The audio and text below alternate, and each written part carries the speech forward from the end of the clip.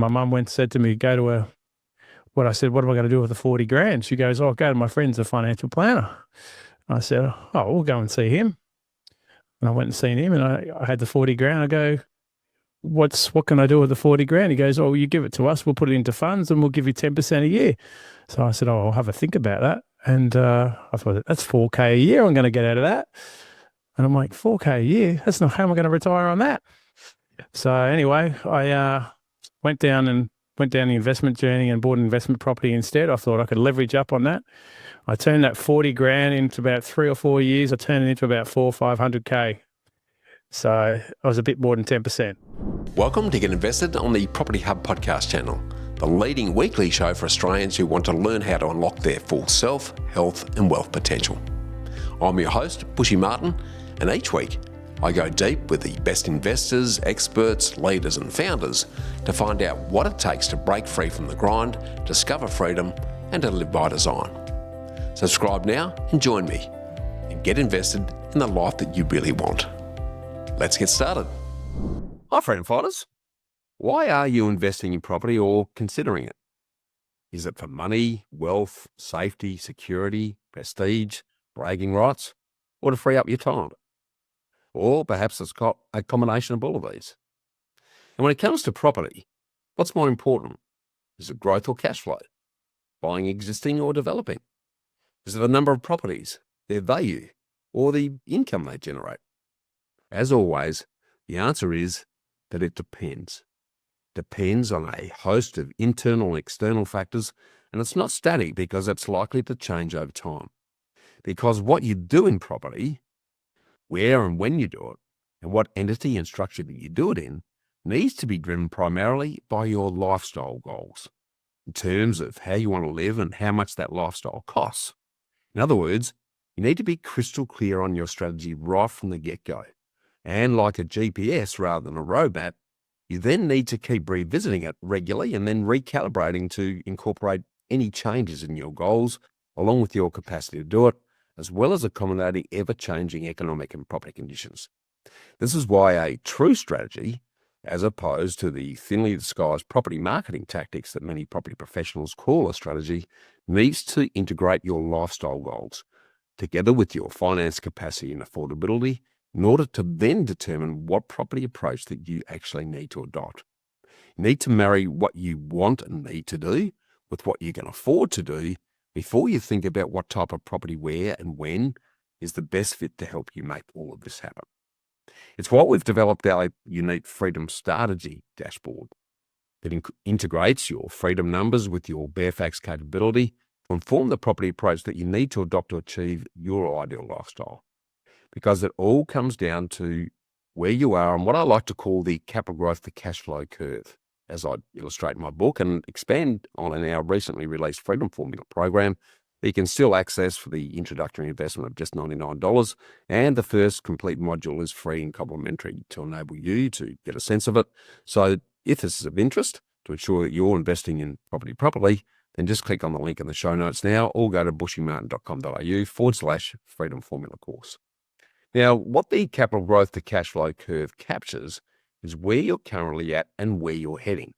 So if your freedom numbers dashboard that incorporates your ideal lifestyle income with your break-free timeline and your resulting nest egg number, if they indicate that your combined super equities, property and cash assets are all projected to fall below your required nest egg number, then you need to focus on affordable growth properties. While if the projected value of your income-producing assets, excluding your family home, is likely to meet or exceed your nest egg number, then your key focus needs to be on investing in cash flow assets. In this way, it's likely that you need to start investing by going for growth and then converting to cash flow as your investment journey progresses.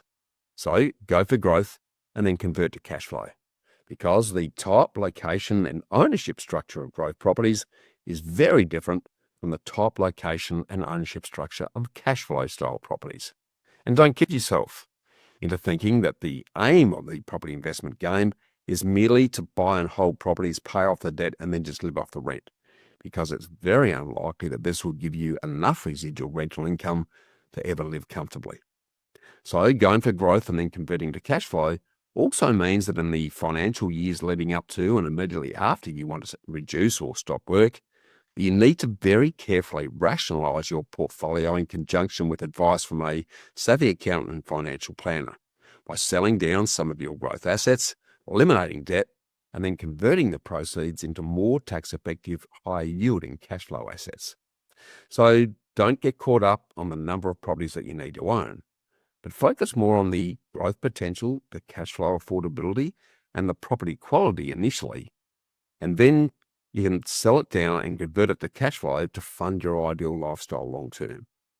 Now, this is the opposite of the approach that I sadly see most investors take. They focus on the exciting FOMO of buying a property with very little idea of how it's going to help achieve their long-term lifestyle needs and help them get their time back. Conversely, sustainably successful investors start with the end in mind and then work backwards. They start with strategy, or what I like to call strategy. What about you? Before you start buying property, have you confirmed your Freedom Dashboard GPS? Do you know your freedom numbers in terms of your ideal lifestyle income, your break-free timeline, and your resulting nest egg number to determine your freedom number today that's going to help you guide and achieve what type of property to buy, where and when, and what ownership structure? If you haven't, then you're likely to join the growing herd of property investors who will never actually achieve their lifestyle income goals. And if you want to find out more about how establishing your Freedom Number GPS can help you get the much needed clarity and comfort you need to invest with confidence in property properly, then book in with me for a personal solution session so I can help you define yours by clicking the link in the show notes or just going to knowhowproperty.com.au and hitting the purple book appointment button on the top side of the page and then selecting the property pathway finder or personal solution session option. Because sadly, I see very few investors that adopt this integrated approach as they're way too focused on the sexy and exciting end of just buying a property and just focusing on making money without thinking about how the property is going to contribute to achieving their actual long-term lifestyle needs. So what about you? There's so much complex and confusing information floating around. Which way do you go with property? Because there's no one-size-fits-all to property success and financial freedom.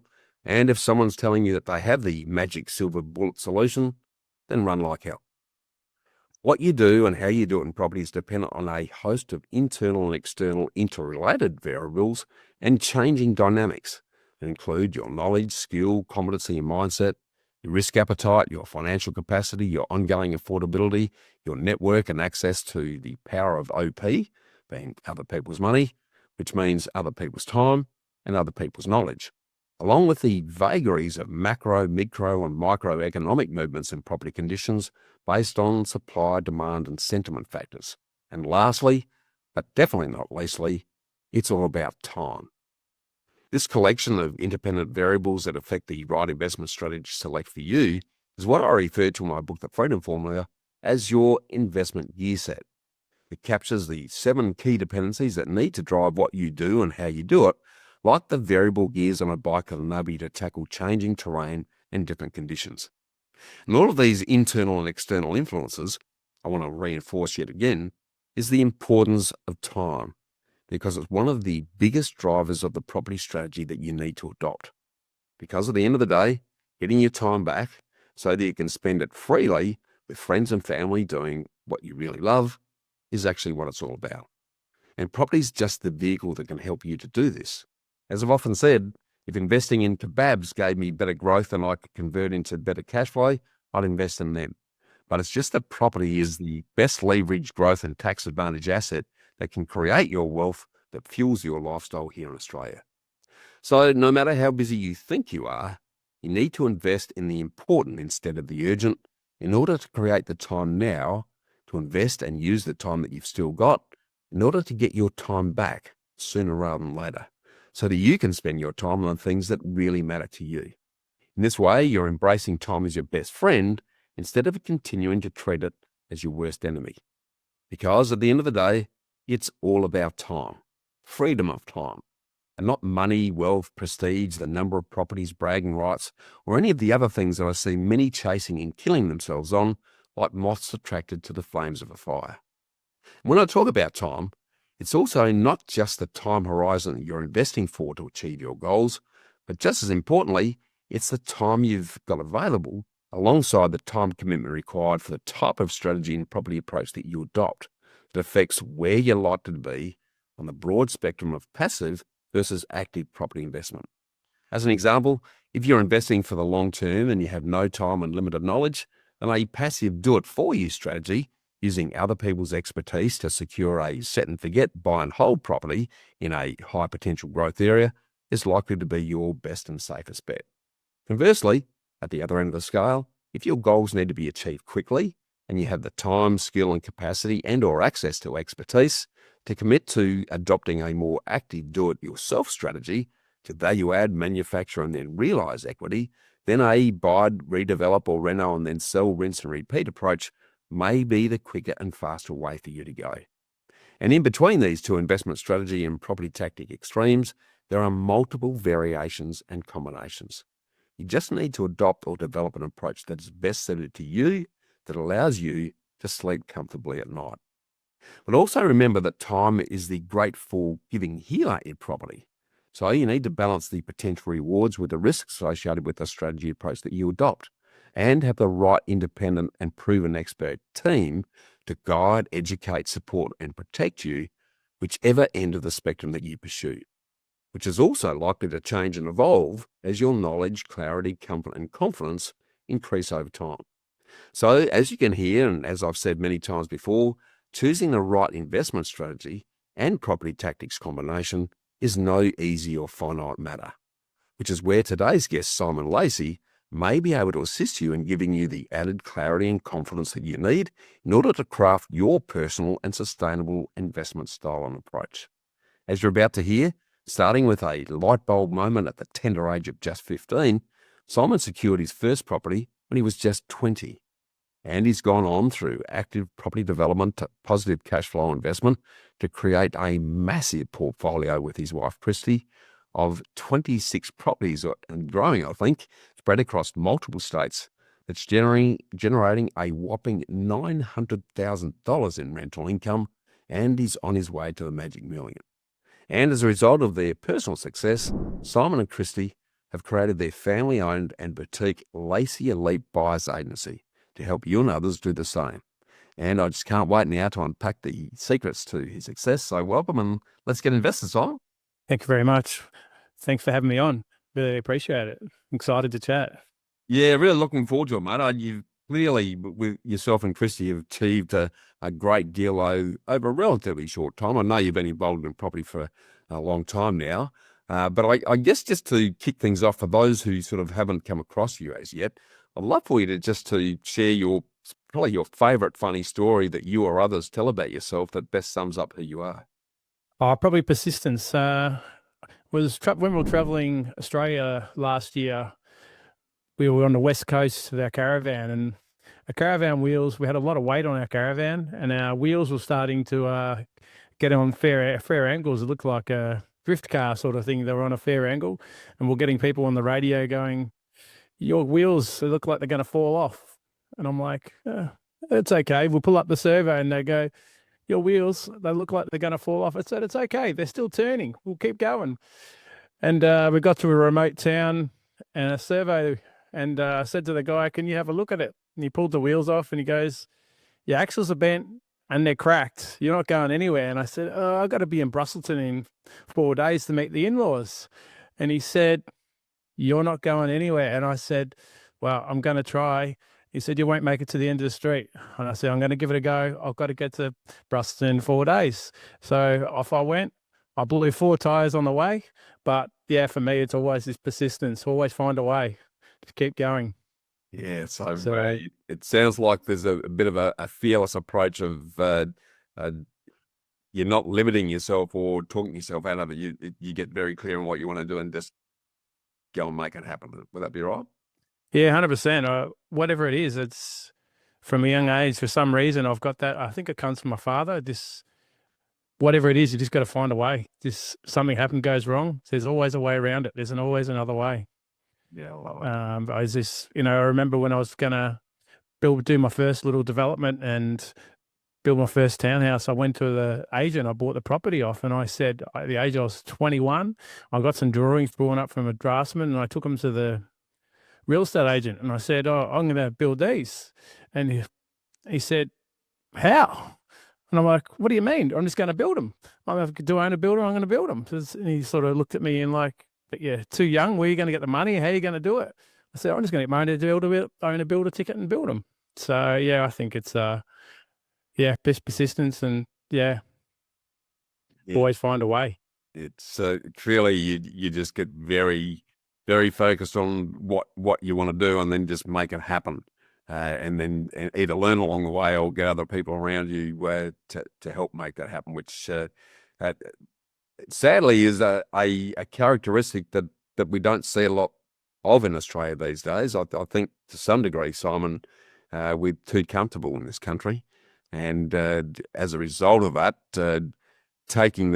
having the courage to sort of step outside of the comfort zone and then take on things to really improve things appears to be a bit sadly lacking.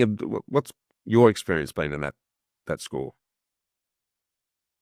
Yeah, I'm not sure what it is. I'm not sure if people are scared to take action or we're taught that in school. I'm not sure, but it's sad. Like, I know a lot of people who are working, get up at 5 a.m. every day to drive to the city to go to work, and they're sort of starting to get in their 40s and 50s now, and they're still doing the same thing. And I'm like, it's hard to get out of that. And I think they're scared to make change or to take action to do something else, like scared of failure. I don't know. Are we taught that in school? I don't know. My wife's a teacher, and I asked her the other day, are we taught that in school? Because hopefully not, but me at school, I was not the law-abiding student. I sort of struggled with school a little bit, so I sort of mucked around and it was a little bit silly. So maybe I wasn't scared to make mistakes, and I wasn't scared to get in trouble. So at school, so maybe that was definitely a positive thing for me. Not sure. It's well, I wish it'd be great if more people weren't so scared and took more action, like, and sort of steps out their comfort zone. There's so many things you can do. Some people, it's crazy to me, like some people are not scared to go spend $100,000 on a car or a caravan or whatever it is, but they won't buy an investment property because that's scary. Sometimes it's a Yeah, you and I sort of see that the opposite. I see buying the fancy car or the caravan as the risk if I haven't invested in something that's going to protect me now and in the future. So it's an interesting perspective on that. Simon, you sort of started to touch a little bit on your background. I'd love for you to unpack a little bit of that and sort of take us back as far as you'd like to go and give us a bit of a Reader's Digest of what you've invested your time, energy, money, the years and why, and how this has led you to where you are today. Because I know property is a very integral part of your entire life, pretty much from very early stages. So I'd love to hear a bit of that. Yeah, from a young age, money was not abundant in our house. So I was probably a little bit, not scarred, but it sort of shaped me. I was probably lucky it shaped me. My parents struggled sometimes to pay bills, and we had, I think even our phone line got cut off at different times, and might have been a sheriff or come around looking for money or different things. So, but from a young age, I was saving, I'd get birthday money. I'd save that money. I'd have a money box, one of them tin money boxes, the $100 note on the side of it, and get the can open and open it. And I'd open it every year and sort of count it. And I was just so stringent and strict. I remember one time I got a brushes voucher for a present, and I was going to stand out in front of brushes and resell that to get some more money and keep saving. But so from a young age, I was just determined to find a way to create some wealth or financial security for my family. But when I got in my teens, I started doing little projects at school, high school, to bring in money. I had a little electronics business, like selling electronic components, building speaker boxes, anything I could do to get a little bit of money in. I was even saving my lunch money. Parents would give me lunch money. I'd go without lunch and I'd save that money. So, and then I was lucky enough when my uncle was a valuer, and when I was about 15, he gave me a book on property. And even before that, I was always interested in investment properties. I'm not sure 100% why, but I like buildings and I like doing stuff with my hands, and I loved looking at houses. And when he gave me that book, I understood the power of leverage, and I'm like, wow, this is insane. You could put down a 10% deposit and you could potentially buy, a 500K property with 50K. This is insane. And I'm like, I'm going to save and save. So yeah, I kept saving and kept saving. My first job when I was about 17, 18, I got a job as a cabinet maker. And then I eventually got an apprenticeship as an electrician, but I was probably saving 90% of my wage. Wow. I was living so frugal. But one of the good things my father taught me, don't waste money on cars, because he was a mechanic at the time. And I had a lot of friends buying fancy cars, late model cars, getting loans. And he helped me get a $600 Gemini. It had 60,000 kilometers on it. It was like brand new. So I drove that. I looked like a bit silly driving around the Gemini, but I had my tools in the back as an electrician. And yeah, I was saving and saving. And I managed from the time I was 20, I managed to save up 40K. And still an apprentice at the time. I bought that first property. And then it was a corner block. And I went away and got some plans drawn up and subdivided that. But before I bought the property, my mum said to me, go to what I said, what am I going to do with the 40 grand? She goes, oh, go to my friend's a financial planner. I said, oh, we'll go and see him. And I went and seen him and I had the 40 grand. I go, what can I do with the 40 grand? He goes, oh, you give it to us. We'll put it into funds and we'll give you 10% a year. So I said, oh, I'll have a think about that. And I thought, that's 4K a year I'm going to get out of that. And I'm like, 4K a year? That's not how am I going to retire on that? So anyway, I went down the investment journey and bought an investment property instead. I thought I could leverage up on that. I turned that 40 grand into about 3 or 4 years. I turned it into about 400 or 500K. So I was a bit more than 10%. So it's just a power of leverage. Before we go a little bit further with that, then, you must have been the odd one out at school. If you were saving 90, and after school, if you were saving every cent, saving your lunch money, saving 90% of your coin, how did you cope with that? Because you would have been very much the swimming in the opposite direction to most of your friends and colleagues, I would have thought. What's sort of given you the sort of resilience and the strength to go, well, I don't care what you're doing. This is where I'm heading. Where did that come from? Oh, for some reason, I've got this determination. And I don't care what anyone else thinks about me or thought about me or said about me. Even at high school, I found that I was just like, I was so determined. I was going to find a way. I had to find a way. And the only thing was because the teacher said to me at school, I struggled with academic side, so I wasn't amazingly bright or was a top A student in English or math. I was pretty good at maths, but other things I sort of struggled a bit with. So I'm like, I've got to find a way. And when I was 15, I had a rollerblade accident. I was rolling rollerblades and broke my femur, top off my hip. So after I was on crutches for 2 years, and after that, the surgeon said to me, later on in life, this could cause some serious dramas. You may have to have hip replacements and all kinds of things. So that was another thing in my back of my head. I'm like, okay, I could have this issue down in my academic side. I'm not amazing at, and I'm pretty good with my hands. So I've got to do something fast. And so, I thought I'm not going to waste my money. I'm going to put it into property instead of buying cars and toys, motorbikes, and started saving. Yeah, love it. I love that the clarity and the discipline from such an early age, and clearly being a sponge and just soaking it all in, and then getting your hands dirty and getting amongst it. But let's dive into property, given it's been such a massive part of your journey so far. And let's face it, having built a portfolio of over 25 or 26 properties, I'm not sure what you're up to now, and generating in excess of 900 grand in rental income. I'd love for you to take us through the nitty gritties of that journey and share with us what you've done and why has it progressed. What are the challenges that you've overcome during that journey? What's worked and what hasn't? And what have been the key learnings so far? If you can sort of take us and walk us through your property journey from start to end.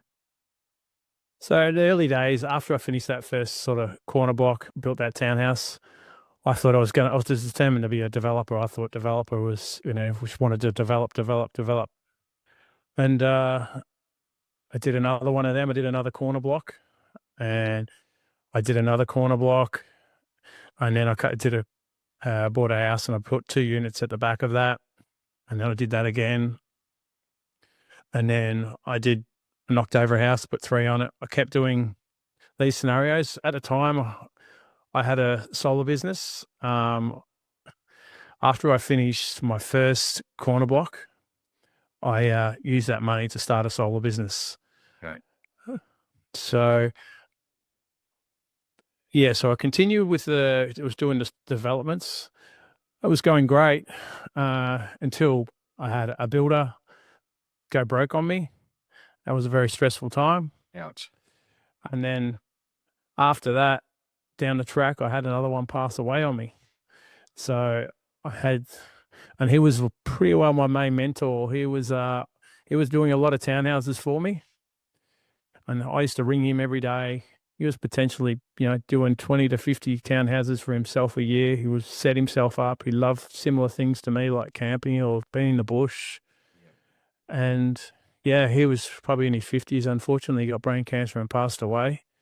But that sort of changed my whole world, because before that, all I was just going to do is keep pushing and pushing and pushing. And then I was like, what's the point? Like, what's the end game? All I want to do is spend time with my family and travel and do things, and we can keep pushing and pushing. So I went and ordered a caravan, 4-wheel drive, and started traveling. And instead of doing the project I was doing when he passed away was a $3.5 million project. It was a decent project to me at the time, and it sort of put some stress on me. The banks were calling, trying to work out what was happening because it sort of went stagnant. It was half built. So it was a very stressful time. So I was like, I'm going to do something else. So yeah, I basically scaled everything back and started doing like little things, like little subdivisions in Brisbane and just simple things and house and granny type scenarios in Brisbane. And yeah, sort of scaled back and made it more simple and a lot safer. Like say if something went wrong, it wasn't going to send me bust. Were these all sort of build and sell projects, or were you selling some and keeping some and renting out? Talk to us about how the strategy started and how the strategy's evolved as you've gone through. So in early days, when I finished that first one townhouse, when I had like 400 to 500K equity straight up, I decided to grab my backpack and go to Europe and travel. And when I got back, I was an electrician, and I was doing subcontracting work, and I saw a solar system on a job, and then me and another guy, there was probably only 1 or 2 solar systems in Melbourne at that time. I'm like, the government's me and my mate were talking, and it was like, there's going to bring out an $8,000 grant for this stuff. I'm like, I reckon we could install this stuff, and the $8,000 grant will cover material and labor costs. Right. Before you know it, I'd maxed out that mortgage, and I was bringing containers of solar panels in. I was probably, because you couldn't there's no wholesalers in Australia then where you could buy solar panels, anything like that. It was the first container was about 400K. So I was going to sleep out front of the container because that was, and I said, when I was talking about this podcast the other day with my wife, and I said, that container was 400K. She goes, that's not a lot of money. I said, what's that? At the time, that was pretty well my whole net worth. Yep. I said, can you imagine that now if we're putting my whole net worth in containers for an industry was unknown? There was probably only a couple of solar systems in Australia at that time. I wasn't 100% sure it was going to work. That's putting all the chips on black, mate. That's for sure. There's no doubt about it. Yeah, it was definitely like I was seriously going to sleep out the front of that container. I didn't, but and I was lucky enough. The business took off and we went well. I worked hard. I was working probably 80 hours a week, and I had good income from that business. But this is probably where some of the mistakes I made. I had good income, and I thought, I'm going to keep developing. And I was developing and running the solar business and probably working 80, 90 hours a week. And so I was still at the first probably couple of projects I was doing own a build, and I didn't have time. I ran out of time for doing that, running the solar business as well. So I started that's where that builder came in. Yep. And yeah, so I was concentrating on doing developments. After a couple of years down the track, I read Robert Kiyosaki's book, Poor Dad, Rich Dad. Yeah, yep. Yeah. So I was like, why don't I just go and buy a heap of positively geared properties? Let's do what he's done. So anyway, so after that, about that stage, I'd probably done 2 or 3 developments. I went down to Latrobe, sort of Morwell, Moe. It was after Christmas. People were, unfortunately, they were struggling. They spent a lot of money on Christmas presents and maxed out their credit cards. So I was picking up houses for 100 grand each. I was like talking to a friend. I'm like, I'm going to buy 50 of these. And got to the 5th one. I'm like, nah, this is boring. But each house was probably $150 a week positive. And I went back and started doing developments. And I'm like, I look back now and I'm like, I was nuts to stop doing what I was doing. I had to continue doing what I was doing. I'll be in a much better position to them today. And going back and spinning so many wheels and putting in black and doing developments. But it's all learning, you know. But I got friends who at the time, they sort of kept going down that same road because you could buy positively geared properties fairly easy back then. Yeah. And they were buying a lot of them. And because I had a good income, my borrowing capacity would have been great. And this is what I see a lot of people today, like they've got great jobs and they work hard and they're great borrowing capacity and they sort of sit on their hands. And I'm like, please don't. That's what one of my biggest regrets, like don't sit on your hands, like take action now while you can, because as you get older, it's going to get harder. It doesn't get easier. Yep. So yeah, that was definitely a learning curve for me. I should have kept going down that road and it was boring. And a friend said to me the other day, boring's good, like you could have taken all these risks doing these developments. But anyway, I went back down the development road and I kept going. And it was until I sort of nearly come unstuck when builder passed away and I had COVID hit. I was doing a 4-unit site and a 3-unit site. And I managed to get over the hurdle of the builder passing away, and this project was nearly finished. And I had basically all the townhouses sold. And unfortunately, COVID hit, and it was basically that weekend where they shut down the Grand Prix, and all the sales fell over. Oh. And I thought I was done. Like, oh no, what's next? So yeah, I've definitely had my fair share of challenges, but luckily enough, we managed to resell them properties, and I took a bit of a hit. But yeah, anyway, so I took that money and I said, no, I'm going to do some smaller projects. And that's when I went to Brisbane and got into Brisbane because I could back then I was picking up houses for 280, 300K. We'd do little battle axes or put one of granny in the back. And I thought, okay, I could do this. And if I do a little one in the back or a granny in the back or whatever it is, these would be passive income. These are back to what I was doing in the early days that were risk-free or very, very low risk. So, and each one was going to give me, I think, around 10, 15K by the time I completed it. So passive income. So I'm just going to go back down that route and do a few of these. So I did a few of them and still had a fair bit in my portfolio in Melbourne after leftovers from townhouses that I'd done from developments. So I have them, and I had 5 left from down to Latrobe, the positively geared ones. Yep. And then ones I picked up for 100K each today, probably worth 350. Yeah, silly Simon. Anyway, you learn by your mistakes. Now, I guess the interesting thing, because I'm clearly you've had the horsepower to do that, because if you'd sort of gone into more of the passive stuff, pretty much post-COVID is what I'm hearing essentially, because there's going to be a lot of people listening to us going, how the hell has he managed to get to 25 to 6 properties, given where borrowing capacities and the equity requirements are at? Can you unpack it a little bit for us? Because a lot of people, I think, limit themselves and don't go as far as they can because they're just not aware of how they can make that happen. You're able to sort of share a little bit how you were able to get the capacity to get to that sort of number of properties, both from a borrowing capacity and an equity deposit contribution perspective. Well, when I had the solar business, that was giving me pretty good income. And when I was doing developments, I was keeping it. I was actually using that income to keep them. I was planning on just keeping them, keep building them and keeping them. So I had built up a few then, and I wasn't selling too many of them. Yep. So I had, building up had a few properties in Melbourne. And then when I finished that development, that the builder passed away, and then COVID hit, and I had to reduce. The sales fell over. When I finished that, that was a lot of cash.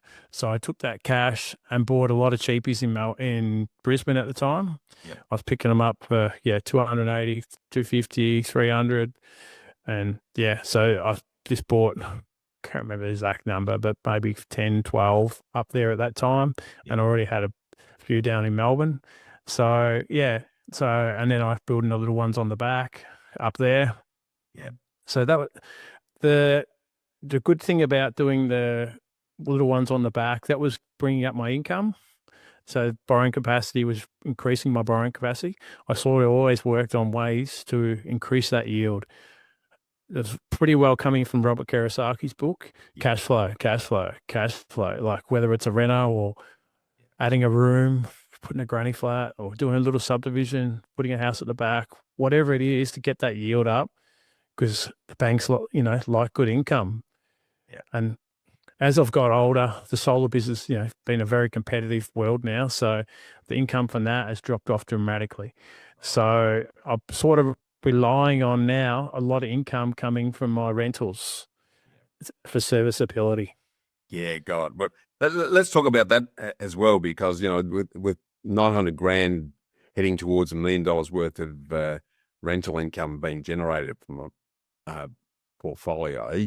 Again, I guess just to give the audience a bit of a sense of that, what's the net position in terms of positive cash flow once you take the costs out? How is that shaping up? Are you comfortable sharing that? Yeah, so that's all right. So basically, I'll go back to before COVID.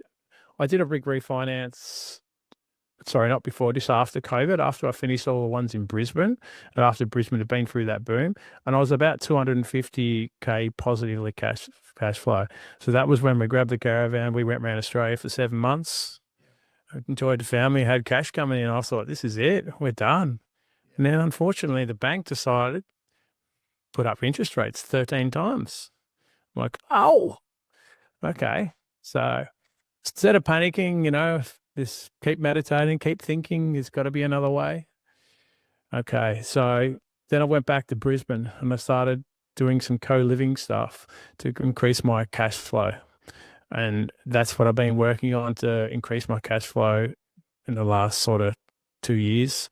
So is co-living type stuff to increase my cash flow. So I'm back to about 200K passive after expenses. Yeah. We're just doing a big refinance now with commercial lending. So because of serviceability, my income is very low. Yeah. So the banks are looking at it from a rentals perspective. Because I've got so much rental income, they're looking at the whole portfolio as using the rental as serviceability. So basically, at an interest-only sort of thing, my interest-only repayments are about 570K. And my rents are about 900K. Yeah, got it. Yeah, yes, I love that. What I love about what you're sharing, Simon, I think this is an important takeaway from anyone listening here, is one, it hasn't been just a set and forget approach. You've pivoted, changed, identified what needs to happen, and then not been scared to adopt a different approach to achieve the outcome. Well, friend and fodder, so I'm going to jump in here and hit the pause button on the great conversation we've been enjoying with the unstoppable Simon Lacey, because we've just unpacked some absolute gold nuggets, from his fearless persistence to the importance of taking action when others hesitate, and why boring is beautiful when it comes to building true lasting wealth.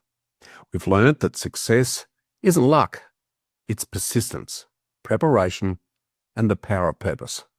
But trust me, we're only halfway through this treasure trove, so make sure you don't miss next week's episode, where Simon opens up on how he turned adversity into advantage through co-living strategies, how he built a business to help others invest wisely, and what he sees coming next in Australia's property markets. You'll discover his keys to creating cash flow freedom, his views on what separates the best buyers agents from the rest, and his roadmap for sustainable success. In the meantime, if you haven't already, jump on our Property Hub Facebook community collective to keep the conversation going with a tribe of like-minded freedom fighters, where we share insights, wins, and lessons every week. And if you're ready to take the next step and want dedicated one-on-one time with me to define your personal freedom numbers and build your GPS to financial freedom, then book a personal solution session today at knowhowproperty.com.au. Remember, success favours the consistent, not the convenient. So, as I like to say, don't wait for the perfect moment, make the moment perfect. I'll see you next week, where we continue our inspiring journey with Simon Lacey, so keep getting invested. Thanks for tuning in to Get Invested on the Property Hub podcast channel, your home for property investment insights and inspiration. Make sure you subscribe to Property Hub for free. Get your weekly dose of Get Invested inspiration along with every episode of Realty Talk, Australia's top online property show for red-hot property investing news and insights direct from industry leaders and influencers. And finally, I'll see you next time.